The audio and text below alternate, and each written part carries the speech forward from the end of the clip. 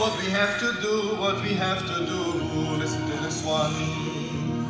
Can't you hear the echo? Sing the song of Shabbos. Can't you hear the footsteps? Sing the song of Shabbos. The great day is coming. Sing the song of Shabbos. The great, great Shabbos. Sing the song of Shabbos. The whole world will be dancing. Sing the song of Shabbos in Yerushalayim. Sing the song of Shabbos. So let's come back to Yerushalayim. Sing the song of Shabbos. Mizmor shir, shir leyayim ha-Shabbos.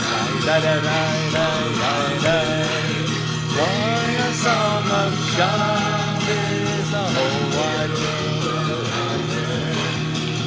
Sing a song of Shabbos. Mizmor shir, shir leyayim ha-Shabbos. Mizmor shir. Psalm 92. We sing it twice on Friday night by Kabbalah Shabbos as we receive Shabbos, receive the gift of Shabbos. And as I shared earlier on our page on Facebook, the Maharal of Prague, Rabbi Yehuda Low, who lived mostly in the 1500s, died early in the 1600s. And he famously, the rabbi who was able to bring a clay man to life as a kind of Superman defender of the Jews, and that golem, legend says, is still stowed away in the old new synagogue, the Alt New Shul, which was his synagogue in Prague, still standing. Miraculous that an old wooden synagogue, 500 years old, still standing in Prague. The Nazis thought they would make a museum out of it, and that's why it survived, but it's still there, an amazing place. I have not had the merit to visit it. I hope that I will. Let's light up the darkness. And who was that singing, by the way? Of course, that was Shlomo Carlebach himself, who is with us as we gather to do some beautiful learning on a Friday afternoon. Bill in Missouri, Yehudit in South Carolina, Sammy in Dallas, Christo in Lubbock, celebrating a bar mitzvah later tonight in my shul. Very proud of this wonderful young man. Tom in PA, Lisa, where'd it go? Lisa, keep skipping on me. Lisa in Boston, Mark in Maryland, Stephen watching on YouTube, Gordo in Scotland. Yes, Stephen over there on YouTube, and Lynn on YouTube. Welcome, everybody. Did somebody say, I must have imagined it. I thought somebody said nice hat. Yeah, Mark said nice hat.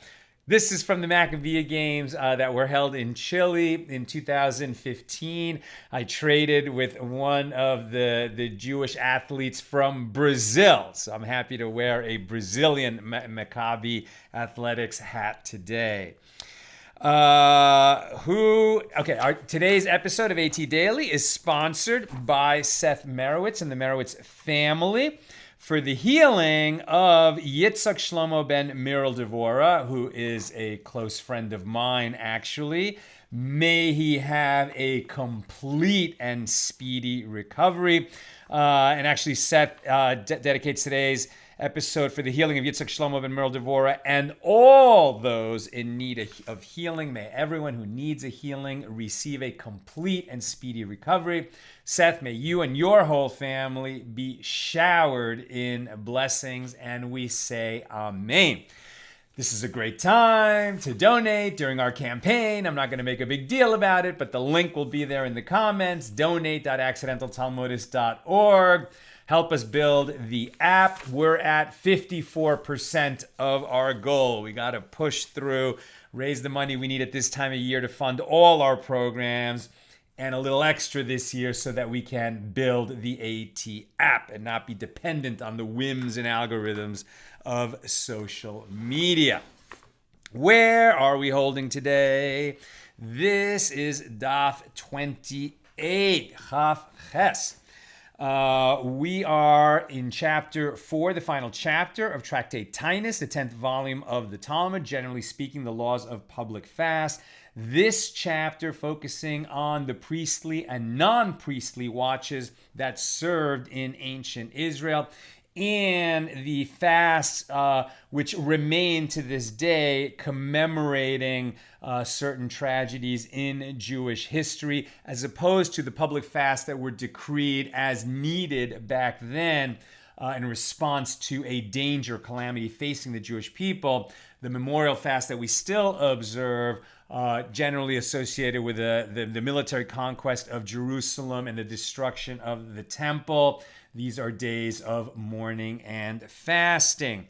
We pick it up about 3 paragraphs into page 28, Amud Aleph, on the A side of page 28. And the Mishna lists times for the wood offering of priests and the people. So we discussed that when the second temple was rebuilt, when the second temple was built, right, the first temple was restored. And at that time, the nation was very impoverished. Most people were still in Babylonia, the Babylonian Jewish community, the exile over there. The stragglers, a small contingent of brave, hardy souls went back to the Holy Land and started rebuilding the temple. And once it was established, they were poor and they didn't have all these things that they needed. The temple didn't have enough wood for the daily offerings, and certain families stepped up and provided that wood from their own funds. And those families, as we learned yesterday and the day before, had established for them a kind of private holiday in commemoration of them bringing the wood, and they would continue to bring the wood as long as the second temple was standing, and their names are still remembered. And on those days when they had that private holiday, they would bring wood to the temple. Even if the temple had plenty of wood during its days of richness, still those families had the privilege of bringing the wood for the offering. For the offerings on those days. And that family, the ones observing that holiday, they would not eulogize the dead, right? If somebody in their family died on that day, they would wait till the next day to speak eulogies on behalf of the dead, and they would not observe fasts on that day of their family holiday. So when these wood offerings were brought on these particular days that were assigned to those families, so on those days there were wood offerings. That's what's being referred to as the wood offerings. And the sages taught, why was it necessary to state the times for the wood offering of priests and the people? They said in response that this is what happened. When the people of the exile ascended to Jerusalem in the beginning of the second temple period, they did not find enough wood in the temple chamber for the needs of the altar, the Mizbeach.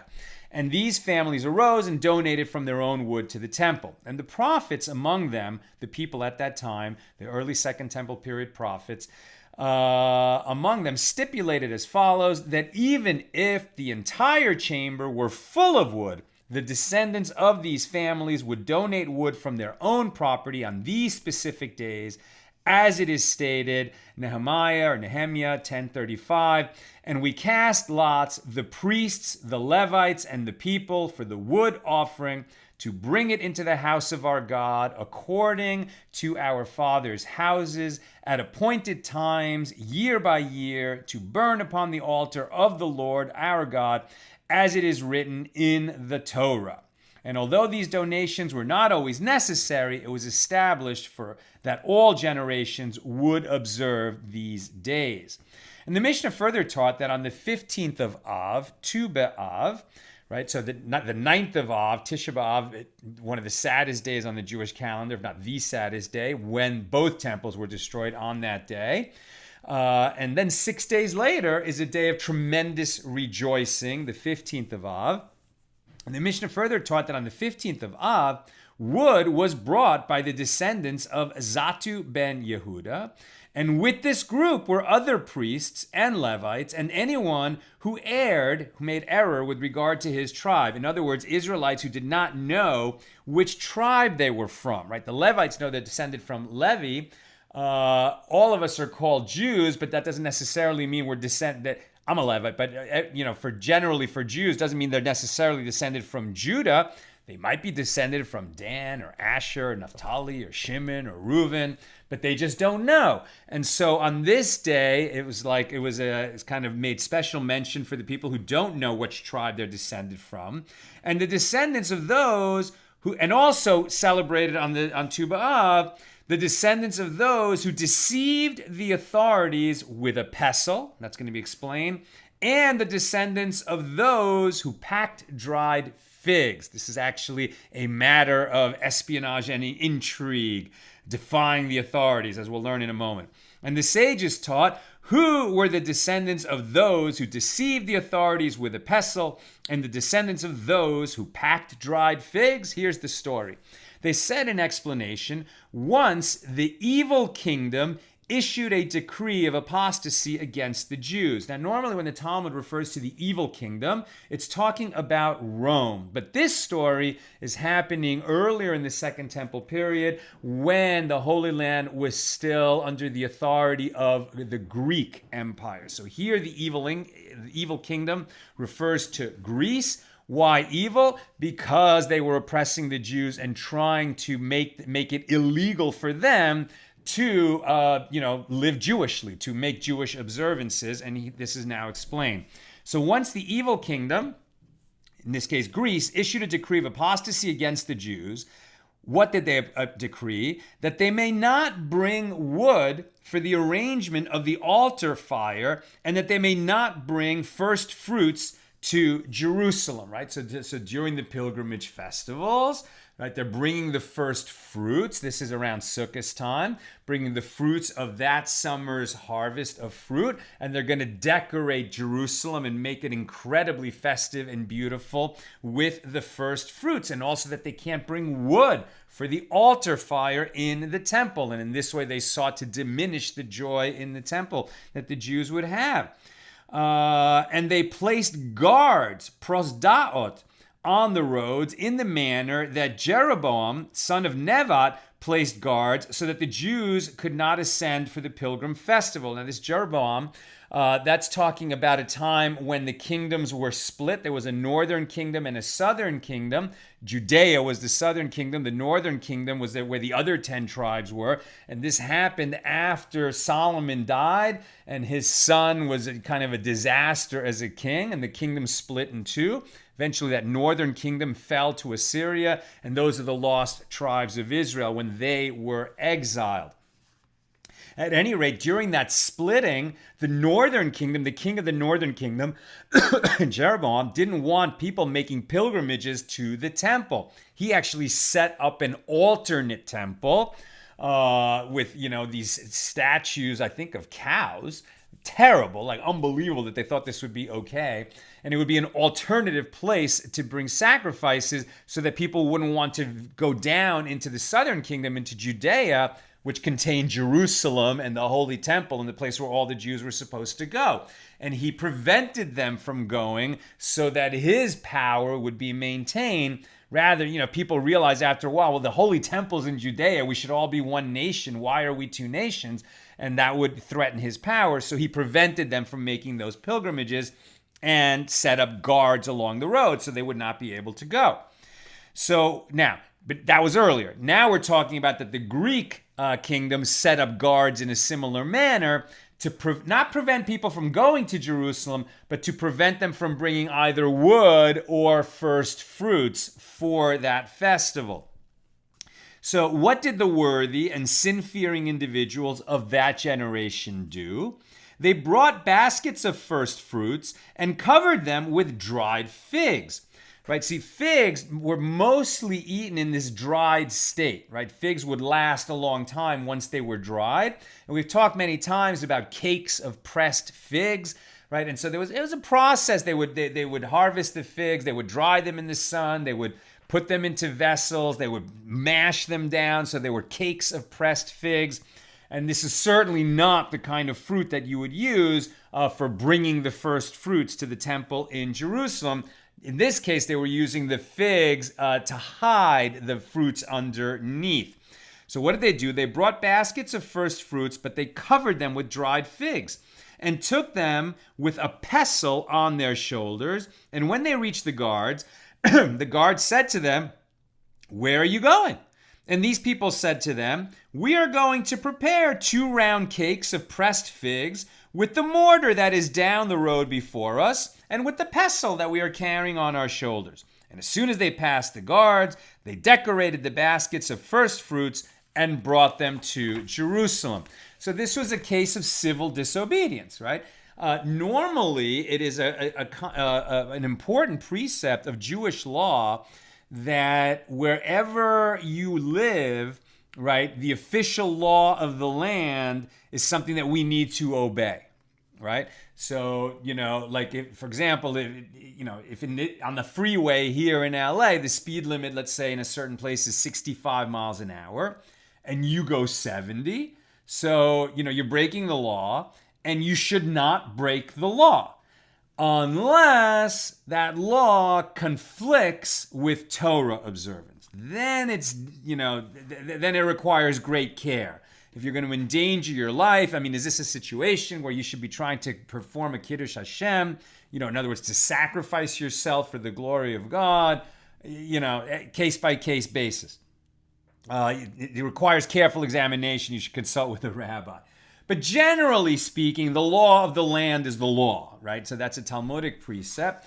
But here, the law of the land definitely conflicted with Torah law. The people weren't able to bring the first fruits to Jerusalem. And so what did they do? They lied to the Greek guards, taking great risk upon themselves. But they were successful in taking that risk. And so their families are honored for that. The descendants of those people, observe one of these family holidays, and they would observe it on Tu B'Av. And a sage taught, and this was something that was performed in a similar manner by the descendants of Salmai of Netophat.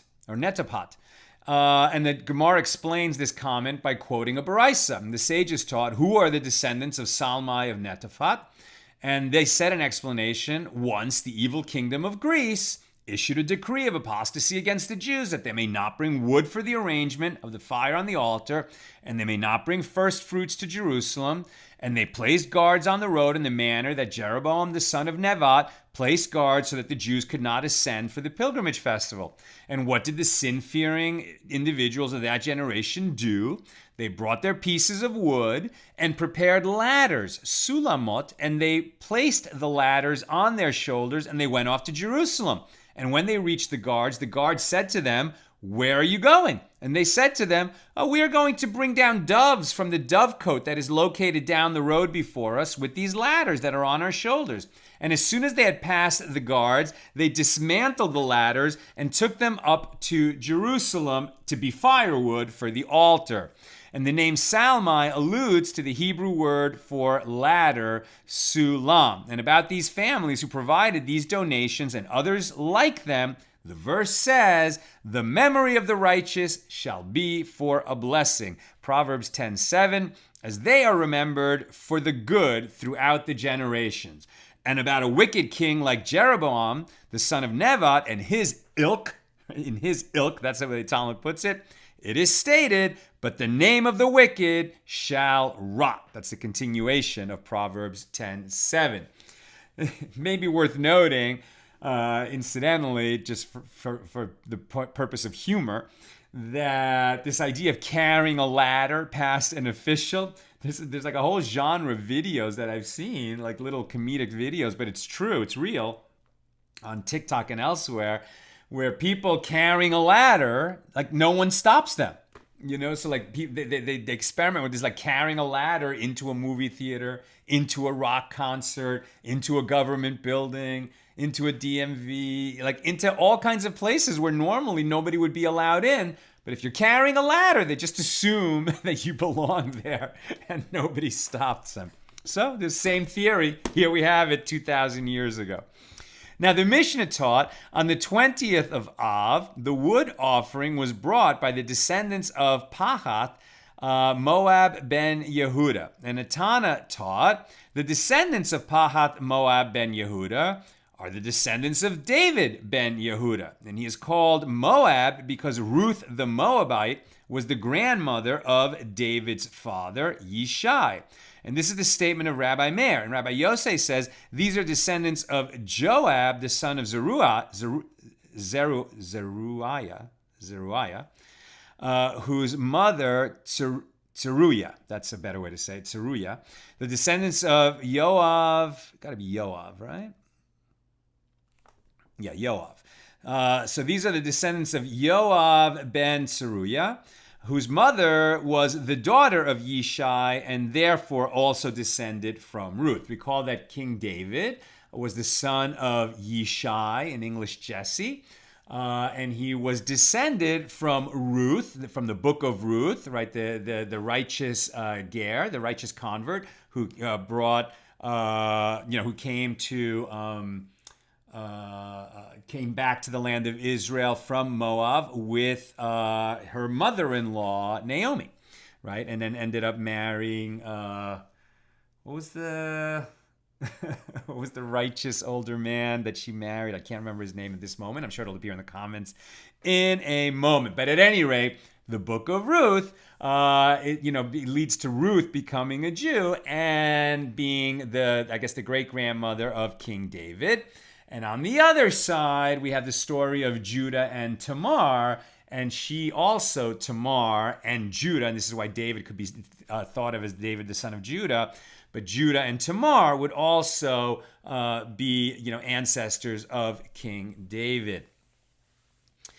And the Mishnah taught on the first of Teves, right? So that's the Rosh Chodesh, the first of the Hebrew month of Teves, which lands during Hanukkah. Hanukkah, the only festival that straddles 2 months, Kislev and Teves. So on the first of Teves, the descendants of Parosh return to bring wood for a second time. So this is one of the families that have that holiday of bringing the wood offering, and they actually do it twice. And the Gemara asks, who is the author of this opinion of the Mishnah? It is not the opinion of Rabbi Meir, nor that of Rabbi Yehuda, nor that of Rabbi Yosef. And the Gemara explains, if it represents the opinion of Rabbi Meir, let him teach with regard to the 20th of Av that the descendants of David ben Yehuda returned for a second time. According to Rabbi Meir, the descendants of Pahath Moab are the descendants of David, and consequently, they would return for a second time on that date. And the Gemara continues, if it represents the opinion of Rabbi Yehuda, let him teach that the descendants of David ben Yehuda return for a second time on a different date, the 20th of Elul, as he contends that the descendants of Adin ben Yehuda are the descendants of David. And if the Mishnah represents the opinion of Rabbi Yosef, let him teach that the descendants of Yoav ben Tzeruiah returned for a second time, as he maintains that the descendants of Pahath Moab and the descendants of Adin ben Yehuda are both the descendants of Yoav. And the Gemara answers, actually, the Mishnah represents the opinion of Rabbi Yosef, and there are 2 Tanaim whose opinion is in accordance with the opinion of Rabbi Yosef. One Tana maintains that only the descendants. I want to make sure everything is back online. And I believe it is. Just double checking. Yeah, okay. Okay, now we are on the B side of page 28. Again, I'm going to skip about 3 paragraphs. And the Gemara asks, and let the Mishnah teach, on the first of Nisan, there was no non-priestly watch because it is a day on which Hallel is recited. So we're back to the subject of the non-priestly watches, those who accompany, right, representatives of the nation who are present when communal offerings are brought by the priests. So there's 24 priestly watches and 24 non-priestly watches. And so the Mishnah teaches, or let the Mishnah teach, on the first of Nisan, there was no non-priestly watch because it is a day on which Hallel is recited. And it is the new moon, Rosh Chodesh, on which an additional offering is sacrificed. And it was also one of these special days of the families of the descendants who brought the wood. So there was a wood offering. And Rava said, that is to say that the Hallel recited on a new moon is not required by Torah law, but it is a custom. As Rabbi Yochanan said in the name of Rabbi Shimon ben Yehotzadek, and this idea of when the non-priestly watch was needed and when it wasn't, to bring the communal offerings. So then when there were days that included a Hallel, because it was a festival day, or Rosh Chodesh, here by custom rather than by Torah law, but when there was extra ceremonies being performed in the temple, sometimes they didn't need the non-priestly watch for some of those services because there was just a lot going on and it was too crowded. And so as Rabbi Yochanan said in the name of Rabbi Shimon ben Yehotzadek, on 18 days a year, the individual completes the full Hallel. And they are, so the full Hallel as opposed to the partial Hallel omits 2 paragraphs, and that's Rosh Chodesh. On Rosh Chodesh, the first day of each month, we do a partial Hallel, not a complete Hallel. But we do a complete Hallel, according to this opinion, on 18 days of the year. Which days? The 8 days of the festival of Sukkot, including Shmini Atzeret, the 8th day of Sukkot. The 8 days of Hanukkah, that's 16. The first festival day of Passover is 17. And the festival day of Assembly, in other words, Shavuos, that's 18. And in the diaspora, outside of the land of Israel, where a second day is added to each festival due to uncertainty over the correct date, because in ancient times, right, the new month would begin when the Sanhedrin determined that the new month had been, that witnesses had testified that they saw the new moon and they declared that the new month, but it would take some time for the word of the new month being decreed to get out to the diaspora. And so the first 2 days, so they would have a 2-day Rosh Chodesh and a 2-day beginning of the festival outside of Israel, and we still have that today. And so in the diaspora, where a second day is added to each festival due to uncertainty over the correct date, there are 21 days on which an individual recites the full Hallel, and they are the 9 days of the festival of Sukkot, including the last day, which we know is Simchas Torah, and the 8 days of Hanukkah, so that's 17. The first 2 days of Passover is 19, and the 2 days of Shavuos is 21. On this topic, the Gemara relates, Rav happened to come to Babylonia, to the Babylonian Jewish community, where he saw that they were reciting Hallel on a new moon, on Rosh Chodesh. Unfamiliar with this practice, he thought to stop them, as he assumed that they were reciting Hallel unnecessarily. Once he saw that they were omitting portions, not doing the full Hallel, same as we do today, Rosh Chodesh Hallel lacks 2 paragraphs, he said, I can learn from this that they are maintaining the custom of their forefathers. In other words, they know that it is a custom and not an obligation, and it is taught in a baraisa. An individual should not begin reciting Hallel on Rosh Chodesh, on a new moon, but if he has begun, he should complete it. New subject. The Mishna taught 5 calamitous matters occurred to our forefathers on the 17th of Tammuz, one of which was that the tablets were broken. And the Gemara asks, from where do we derive that the tablets were broken on this day? And as it is taught in a baraisa, on the 6th of the month of Sivan, the 10 commandments were given to the Jewish people. And Rabbi Yosei says it was on the 7th of that month. And the Gemara comments, according to the one who said that they were given on the 6th of Sivan, they were given on the 6th, and on the 7th, Moses ascended to Mount Sinai. And according to the one who said that the 10 commandments were given on the 7th of the Hebrew month of Sivan, they were given on the 7th, and on that same day, the 7th, Moses ascended to Mount Sinai. As it is written, Exodus 24:16, and he called to Moses on the 7th day out of the midst of the cloud. And it is written, and Moses entered into the midst of the cloud, and he went up onto the mount, and Moses was on the mount 40 days and 40 nights. And the calculation is as follows. There were 24 days remaining in the month of Sivan, plus the first 16 days of Tammuz, which comes to 40 days. On the 17th of Tammuz, Moses descended, came, observed the people worshiping the golden calf, and broke the tablets, as it is written. And it came to pass, as soon as he came near the camp, that he saw the calf and the dancing, and Moses' anger burned, and he cast the tablets out of his hands and broke them beneath the mount. Exodus 32:19. And this shows that the tablets were shattered on the 17th of Tammuz. And the Mishnah taught that on the 17th of Tammuz, the daily offering was nullified. New subject. And the Gemara explains it is tradition that this occurred on that date. And the Mishnah further taught that on the 17th of Tammuz, the city walls of Jerusalem were breached. And the Gemara asks, was this tragedy something that occurred on the 17th of Tammuz, the summer month?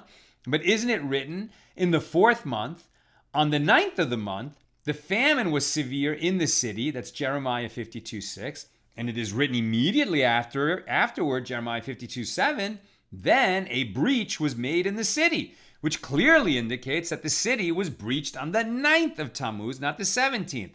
And Rava said, this is not difficult, la kashya, as here the verse is referring to the first temple, whereas there in the Mishnah it describes the destruction of the second temple. As it is taught in a Baraisa, upon the destruction of the first temple, the city walls were breached on the 9th of Tammuz. And at the destruction of the second temple, they were breached on the 17th of Tammuz.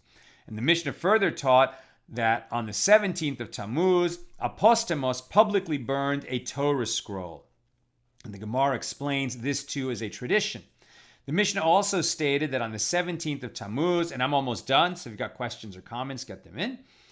The Mishnah also stated on the 17th of Tammuz, Menashe placed an idol in the sanctuary.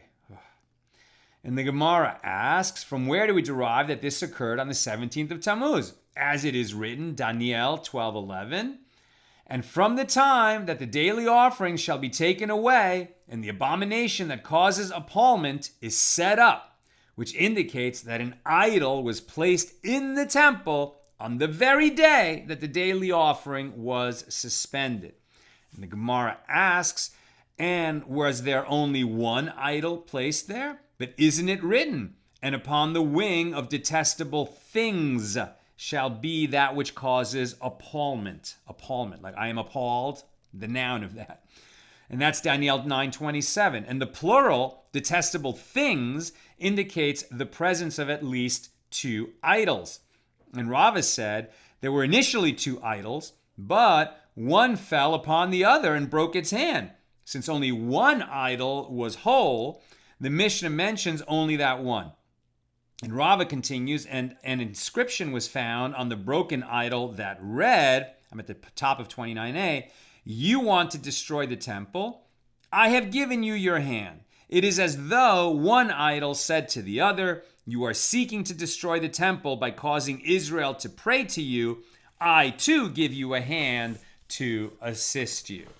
And that concludes our reading for today. Let's see if there's any comments or questions. On page 28. Sharon, I've always wondered why the offspring of Ruth are connected to Boaz. Thank you, that's the name I couldn't remember before. When he was a redeemer, which means it should have been attributed to her dead husband. Hold on. I've always wondered why the offspring of Ruth are connected to Boaz when he was a redeemer, which means it should have been attributed to her dead husband. To Naomi's dead husband? Right, to Naomi's dead husband. Because Ruth is Naomi's daughter-in-law. Well, okay, you're saying to Ruth's husband who was Naomi's son. I get you. And by levirate marriage. Right, to Ruth's dead husband. I got it. So it's a good question. It's a good question, right? So Boaz is stepping in as the nearest of kin, right? The nearest kin, and since her husband died before she had a child, right? This is yibum, right? This is a levirate marriage, and why wasn't it credited? I mean, it's a really good question. I guess it's a pretty distant relative. right? Boaz is kind of a near relative, but it's definitely not her husband's brother. I don't even know if it's her husband's uncle. And perhaps that's why Boaz is credited in this way. But it's a good question. And Tom, they often cite a Baraisa as a proof text, but do they ever explore the bases of the Baraisas? Right, so the Baraisas are teachings that are like Mishnas, but are considered slightly less authoritative, and weren't included by Rabbi Yehuda Hanasi, Rebbe, when he compiled the Mishnah. He said, these are the teachings that we are, certain enough about that we'll include them in the Mishnah. And the Baraisas, there was something about them. They were a little bit too disputed, a little bit of variation in the wording. And remember, these were all oral teachings. The Mishnah was the first time that something was written down, only in fear that these traditions would be wiped out by the Roman oppression of the Jews, that they would kill all the rabbis and then all this knowledge would be lost. So these were meant to be oral teachings transmitted teacher to student, teacher to student, teacher to student, and memorized. The sages had tremendous memory, all of them, right? And so the bases of the Baraisas, I mean, they are the same as the bases of the Mishnas, but just teachings that, somehow in the tradition, somebody added a teaching and then it's cited in his name, and a few core teachings which go all the way back to Mount Sinai, and an oral teaching that God gave to Moses. So they have the same provenance, as it were. But, like if you ever played a game of telephone, things change a little bit over time. And for whatever reason, the Baraisas, they illustrate a lot. They carry quite a bit of authority. They're just not quite as authoritative as the Mishnayos. And Caroline, so the abomination was an idol. Yes, right. So in that context, for sure, the abomination referred to, I guess in Daniel, right, in the book of Daniel, refers to that an idol was introduced into the holy temple. I mean, terrible. All right, my friends, that's what I've got for us today. This, by the way, was episode 699. So with God's help, tomorrow night, when we gather Motzi Shabbos, about an hour after Shabbos gets out here in LA, it's relatively early this time of year, so probably about 6:30 p.m. tomorrow, we'll be having our 700th episode of AT Daily.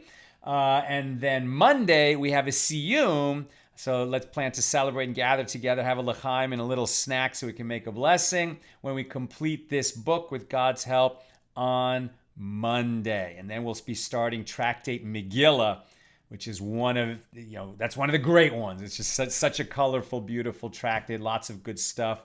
The observances of Purim and a lot of wonderful little stories and digressions in Tractate Megillah. We'll begin that on Tuesday.